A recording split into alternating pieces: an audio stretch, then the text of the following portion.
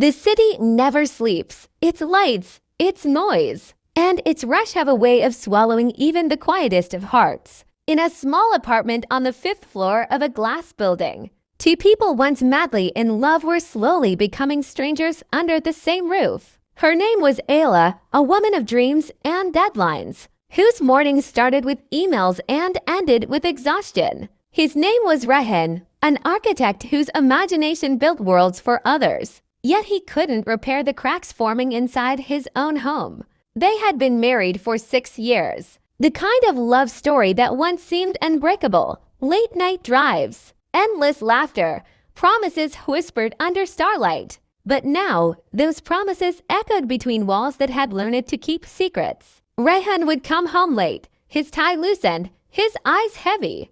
Ayla would already be in bed, her laptop still open beside her, a glow on her face that came not from happiness but from the light of her screen. Their conversations had become mechanical. Did you eat? Yeah. How was work? Fine. It wasn't hate that broke them. It was silence, the kind that grows quietly until it becomes unbearable. One night, Rehan stood by the balcony, cigarette in hand, watching the city below. The lights flickered like memories he didn't want to remember. He glanced back inside. Ayla was asleep on the couch again, her phone clutched in her hand, a chat window open with no reply. He wondered when they had stopped saying goodnight. The next morning, Ayla woke up to find him at the table, sketching something. You didn't sleep? She asked. He smiled faintly. Couldn't. The project's deadline. She nodded. You're always working. He looked up,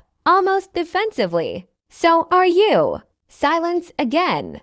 Words unsaid. Thoughts unshared. It wasn't that they didn't love each other anymore. They just forgot how to show it. Over the next few weeks, things worsened. The arguments weren't loud, but they cut deep.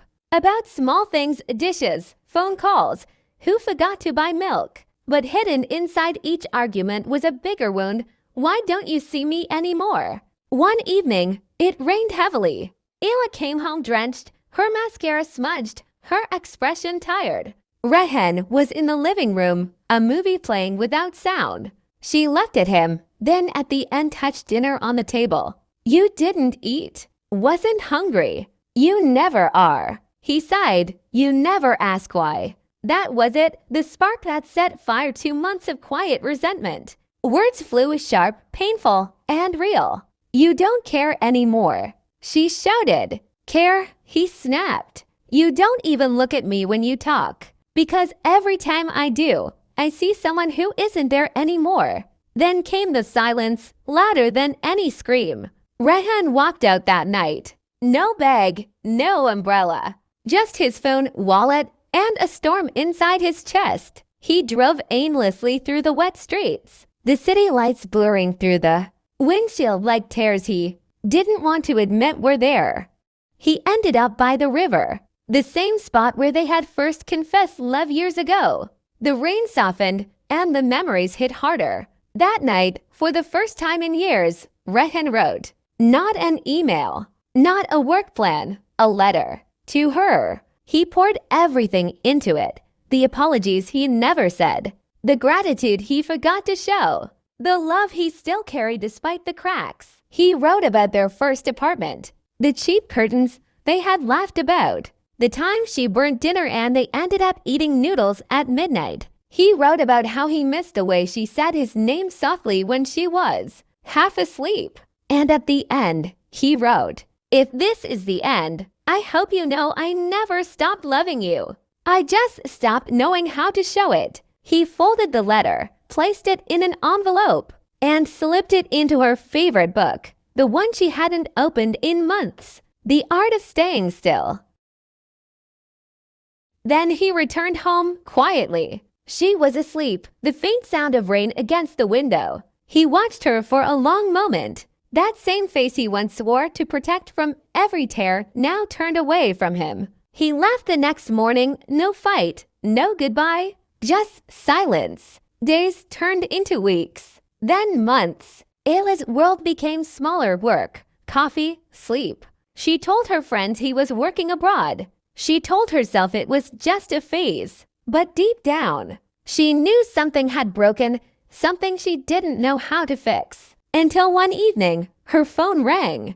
An unfamiliar number, a trembling voice, a road accident, and just like that, silence again. The kind that ends everything. She found his belongings days later, his watch, his notebook, his sketches. The apartment felt colder, emptier. Every corner whispered his name. Then one day, while cleaning the shelf, her hand brushed against an old book. The Art of Staying Still. The pages fell open, and there it was. The letter. Unopened. Unread. Her hands shook as she unfolded it. The paper smelled faintly of him, ink, rain, and regret. She read the first line, and her knees gave way. The words hit her harder than any argument ever had. If this is the end, I hope you know I never stopped loving you ...